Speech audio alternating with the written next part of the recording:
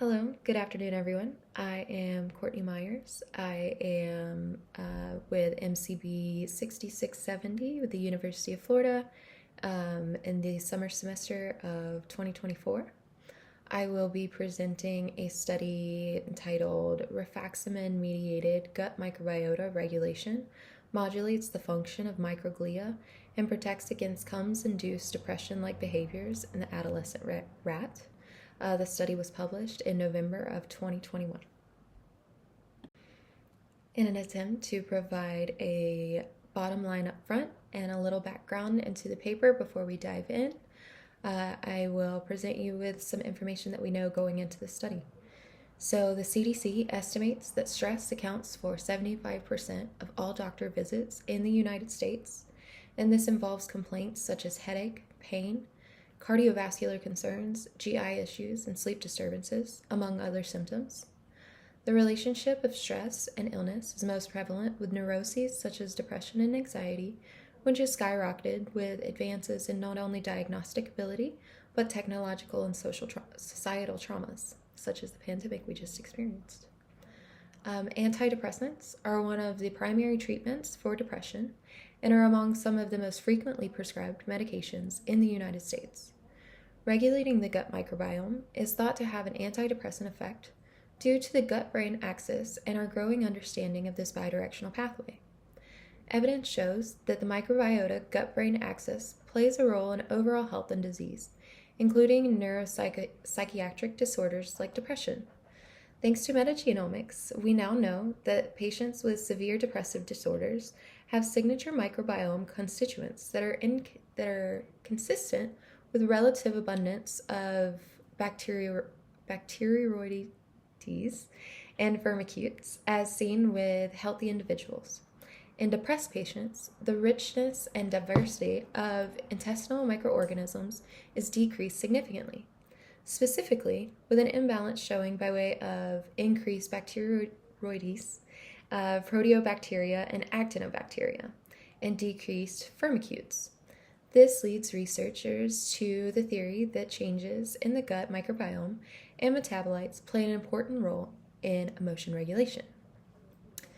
Previously published studies have shown that probiotics are reported to improve severe depression and intestinal dysfunction in humans.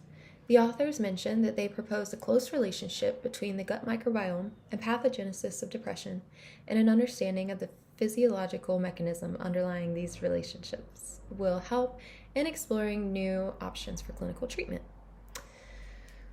So with this study, the authors asked, can rifaximin protect against stress-induced inflammation and depression-like behaviors by regulating the abundance of fecal microbial metabolites and microglial functions?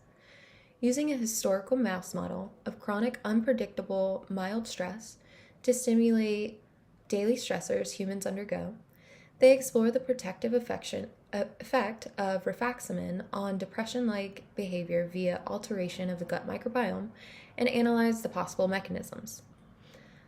They wanted to use an adolescent rat model of stress-induced depression because in humans, the incidence of depression increases sharply during adolescence because the pathophysiological mechanisms of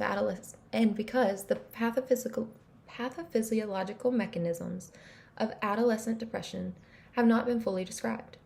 During the adolescent stage of development, there is particular emphasis on neuroplasticity and vulnerability to environmental influences such as stress. Stress may alter the developmental process of the brain, especially in areas related to affective and cognitive processing. Their prior information highlighted a potential link between structural changes in the fecal microbiome and the development of depression.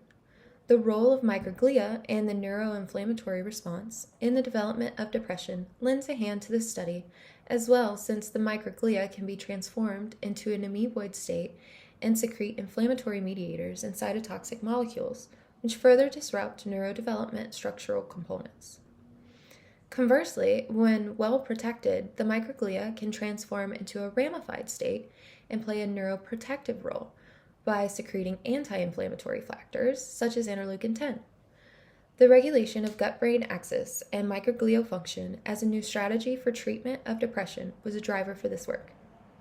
The results of the study did show that rifaximin ameliorates depressive-like behavior induced by CUMS through data collected in sucrose preference tests, open field tests, and Morris water maze. The non-absorbable antibiotic also increased the anti-inflammatory factors released by the microglia and prevented the neurogenic abnormalities caused by CUMS. I chose this article based on the indications it lends to human gut microbiota research as it relates to the effects of chronic stress and its contribution to depressive-like states. By profession, I am a diagnostic expert with the University of California and am thoroughly intrigued by exploring complementary methodologies in the treatment of human mental and physical disease. This year, I have developed a health and wellness brand that focuses on the incorporation of boosters to our natural metabolic processes in effort to combat common diseases, including cancer and autoimmune disorders. Aligned with the authors of this study, I think if we could find ways to use our inherent symbiosis with the microbial network that resides in and on our bodies to heal our pathologies, we could transform our image of health and approach to healthcare. The results found in the study with a mouse model contribute to a promising future of human gut microbiome research as it relates to the treatment of mental health disorders in a time where technology is showing us soaring increases in depression. The increasing statistics could be due to improving diagnostic abilities, but they could also be due to increased societal and technological pressures, which make the work of these exploratory studies all the more important. Before moving forward, I'd like to take a minute to explain some terms I will be using throughout the remainder of the presentation. The first is CUMS, which stands for Chronic Unpredictable Mild Stress, and is a procedure that was developed by Wilner et al. In 1987 to establish animal models mimicking human depression. This model is of particular importance in clinical trials, being that 21% of adults in the U.S. will develop major depressive disorder at some point in their lives, according to the Anxiety and Depression Association of America. The gut-brain axis is defined as a bidirectional communication between the central and enteric nervous system, linking emotional and cognitive centers of the brain with peripheral intestinal functions. Many studies describe the importance of gut microbiota influencing these interactions, which is why this was of interest to these researchers. Microglial function was of particular interest in this study, so for reference, microglia are a type of glial cell located throughout the brain and spinal cord that function as resident macrophages, acting as the first and main form of active immune defense in the central nervous system. They have both pro- and anti-inflammatory factors that they secrete. In pro-inflammatory amoeboid states, the microglia can become activated by external pathogenic factors like lipopolysaccharide and interferon gamma, and secrete cytotoxic molecules that can disturb peripheral nerve cells as collateral damage. As part of the targets of interest, scientists studied changes in short-chain fatty acid content. Short-chain fatty acids are microbial metabolites that can constitute the main bacterial fermentation products of dietary fiber in the gut. They easily cross the blood-brain barrier and are of peak interest in studies of microbiota gut-brain communication circuits. It has been previously demonstrated that a mixture of SCFAs can reduce secretion of cytokines and production of reactive oxygen species, exhibiting a protective mechanism on surrounding tissues. You may hear me refer to the hippocampal DG throughout the presentation, which is the dentate gyrus and is where the hippocampal neurogenesis starts. Dysregulation of the hippocampal neurogenesis leads to memory and learning deficits and is associated with depression and anxiety disorders as previously shown in clinical studies. Long-term stress can inhibit the production of new neurons and reduce the density of dendritic spines, both key components of synaptic plasticity, as well as learning and memory. A key contributor to the findings in this study is the antibiotic drug Rifaximin. It is a non-absorbable antibiotic with a high safety profile.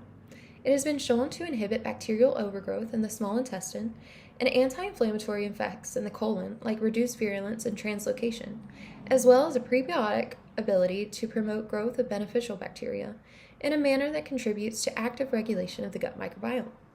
The authors believe this drug to be the best tool for further understanding the mechanisms of the gut-brain axis as related to gut microbiota.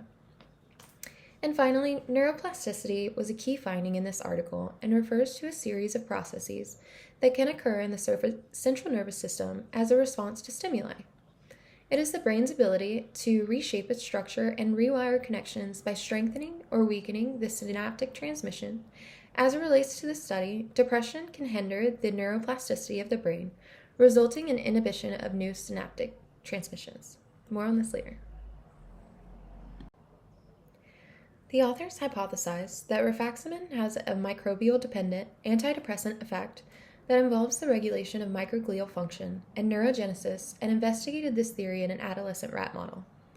They explored how the gut microbiome influences the activation of microglia and the downstream effects on surrounding tissues and hippocampal neurogenesis, as well as the relationship between SCFAs and microbiome. The authors set about answering their hypothesis pertaining to composition of the fecal microbiome, the content of short-chain fatty acids in the serum and brain, and functional profiles of microglia and hippocampal neurogenesis. All were evaluated with 16S rRNA sequencing by Shanghai Major Biotechnology on a free Sanger Cloud online platform, thermotrace system with Agilent HP in a wax column, microglial culture and treatment with sodium butyrate were used, respectively, in analysis, and each analysis contributed to experimental data compilation and analysis using Tukey's multiple comparison tests and a two-way analysis of variance. Morse water maze analysis was used to indicate adequate stress levels by indication of spatial learning and memory, as well as sucrose preference tests to quantify loss of interest in rewarding stimuli. I have some figures for further details in an effort to have a visual representation of these analyses. Starting with Figure 1 from the article, the experimental flowchart at the top of the figure describes the order in which the experiments were performed. To begin, the rats in the CUMS and CUMS plus R groups were randomly exposed to different stressors at various time intervals. The stressors include cage tilting for 24 hours, cold swimming for 3 minutes at 0 degrees Celsius, water or food deprivation for 24 hours, level shaking for 15 minutes, tail nip for 1 minute where 1 centimeter was cut from their tails, 45-degree heat stress for 5 minutes, and inversion of the light-dark cycles for 24 hours. Stressors were applied for 28 days, each stressor for 4 times during the cycle. The control and control plus R groups remain undisturbed. And in the CUMS model, the results of the 16S rRNA-based analysis of the gut microbiome showed firmicutes contents of CUMS rats were decreased and Bacteroides was significantly increased. This correlates with previous findings of microbiome content in patients diagnosed with major depressive disorder. Administration of rifaximin effectively regulated the gut microbial composition and prevented the changes seen in these bacterial species. Next, the sucrose preference test was administered to quantify loss of interest in rewarding stimuli, in which baseline measurements were determined in the adaptation phase, and the preference for one of 2 bottles containing sucrose water and tap water was observed and compared between control and CUMS groups. The open field test was used to assess the number of squares crossed by the rats when given the opportunity to explore freely for 5 minutes. And the Morse water maze was used to determine escape latency time and percentage of time spent and entry frequency to the target platform. The sucrose preference test showed that low sucrose intake reflects impaired reward response and anhedonia, which are core symptoms of major depression, and CUMS-treated rats showed significantly decreased sucrose consumption. The open field test and Morse water maze was used to measure movement and exploratory behavior in new environments, and the CUMS treatment led to a decrease in total frequency of crossing and rearing as compared with the control group. Learning ability and spatial memory were tested with the Morse water maze, with CUMS rats showing longer escape latency. Rifaximin was shown to reduce CUMS-induced depressive-like behaviors as they prevented the CUMS-exposed rats from the decreased sucrose consumption. They eliminated the decreased spontaneous movements and allowed more time spent in the target zone of the platform in the water maze. This next figure shows the relevance between short-chain fatty acid content in the brain and the gut microbiome. 16S rRNA analysis of fecal microbiota was assessed on Major Bio Sanger Cloud online platform with confirmation of DNA purity and concentration. This analysis showed an imbalance in Bacteroides and Firmicutes as compared to the control group, with increased Bacteroides and decreased Firmicutes. After experimentation, the rats were sacrificed for further study, including analysis of concentrations of short-chain fatty acids in the serum and brain of each group. Acetic acid, propionic acid, isobutyric acid, butyric acid, isovaleric acid, valeric acid, and hexanoic acid were analyzed by gas chromatography mass spectrometer. CUMS-treated rats increased acetic acid and decreased propionic and butyric acid in the serum. In the CUMS plus R group, rifaximin significantly increased the levels of propionic and butyric acid in the serum compared to the CUMS group. In the brain, treatment with rifaximin increased concentration of butyric acid in both CUMS plus R group and the control plus R group, to which the authors hypothesized that butyrate variation may be a specific function of rifaximin. Prevotelaceae and propionic acid and Ruminococcus bromide and butyric acid were both positively correlated, while Muribaculaceae and butyric acid and Bacteroideaceae and propionic acid were negatively correlated. The authors claim that this result may reveal the mechanism of rifaximin modulating depressive symptoms through the gut microbiota. In Figure 4, we show that rifaximin had no effects on serotonin, but did prevent the increase in glucocorticoid caused by the CUMS procedure. Chronic stress and glucocorticoid signaling in excess has been linked to the development of depression and detrimental effects on hippocampal neurogenesis through induction of dendritic atrophy and functional changes in the microglia. Unfortunately, the research were unable to determine whether the gut microbiome directly affects the glucocorticoid or if the decrease of peripheral glucocorticoid was the result of stress relief in the rats treated with rifaximin. Further studies are needed to prove. Brain tissue of the rats were extracted for primary microglial culture to be treated with lipopolysaccharide to activate them and sodium butyrate to study the microglial function. Amoeba-like changes occurred in the microglia with an increase in volume and a decrease in surface area, accompanied by increased levels of IL-1B and TNF-alpha in the DG area of the hippocampus. CUMS treatment reduced the complexity of microglia, while CUMS plus R group showed decreased number of microglia in comparison. Increased microglia volume was indirectly confirmed with intersection correlations found between the control group and the CUMS plus R group. Rifaximin prevented morphological changes caused by CUMS and kept microglia in a ramified or anti-inflammatory surveillance state versus the amoeboid pro-inflammatory defense state. It was shown that rifaximin protected against enhanced pro-inflammatory function and phagocytosis of microglia caused by CUMS. The authors suggested that these results suggest that rifaximin may affect neuroinflammation in the DG by changing the functional state of microglia. Butyric acid was found to be negatively correlated with TNF-alpha and IL-1RA, but positively correlated with IL-10 and IL-1B. In DG, possibly hinting that butyric acid may be a key mediator of rifaximin in regulating microglial function. The researchers tested their developing hypothesis on the role of sodium butyrate by introducing a physiological dose to the rats on rifaximin to test whether it could inhibit the LPS-induced activation of microglia, whereas most studies were testing this with a superphysiological dose. They determined that sodium butyrate enhanced the anti-inflammatory function of microglia and prevented the phagocytosis of microglia induced by LPS. This is as far as they were able to test their theory and describe the need for future studies.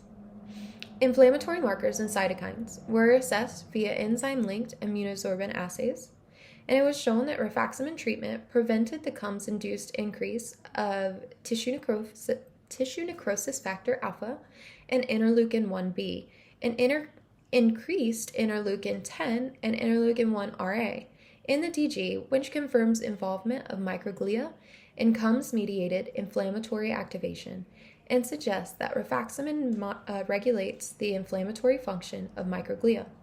It also normalized the enhancement of phagocytosis, which was induced by CUMS, which would downregulate the damage caused. I mentioned that the authors developed the next leg of their hypothesis as they were conducting the experiment. So then they wanted to determine the role of sodium butyrate in the regulation of microglial LPS response in vitro. So after using simple linear regression to analyze the interrelation of brain butyrate content with expression of microglial-related cytokines, they were able to show negative correlation with TNF-alpha and IL-1B and positive correlation with IL-10 and IL-1Ra, suggesting that rifaximin plays a role in the regulation of inflammation through butyrate triggering the change in microglial function.